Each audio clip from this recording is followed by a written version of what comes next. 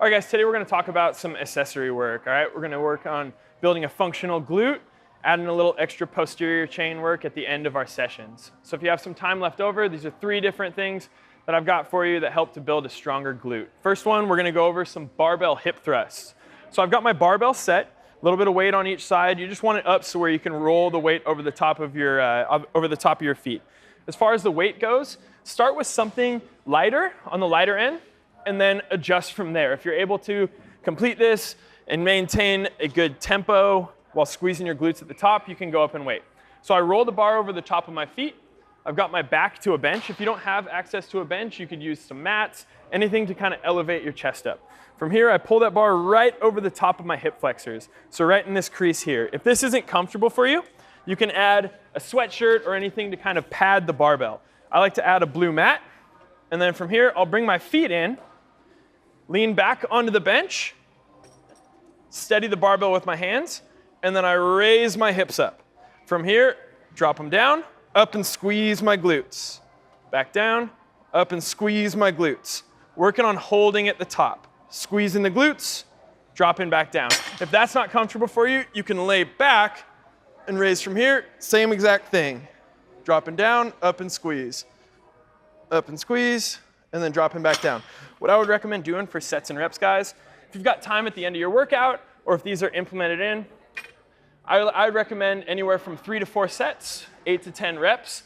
If you want to make it a little bit more challenging, you can add an extra tempo at the top. So we'll squeeze for an extra second or so at the top before we drop back down. All right, guys, the second movement is kind of a supplement for the barbell hip thrust. If you don't have access to that, but you do have access to a band, or you're just not comfortable holding the barbell on your hips, I like to give my clients a banded hip thrust. It's the same concept. You're going to take the band, pull it all the way up into your hip flexors. From here, you'll drop down, put your knees on the pad. Make sure you pull yourself far enough forward to where there's a little bit of tension on the band. And then from here, you'll just sit back on your hips, drive them forward, and squeeze at the top. Drop the hips back, drive them forward, squeeze in at the top. Drop the hips back, push them forward, squeeze at the top. What I would recommend doing for sets and reps on this, guys, is anywhere from 3 to 4 sets again, but increasing the reps. Since you're not holding a barbell on your hips, it's a little bit more comfortable. You can go anywhere from 15 to 20 reps.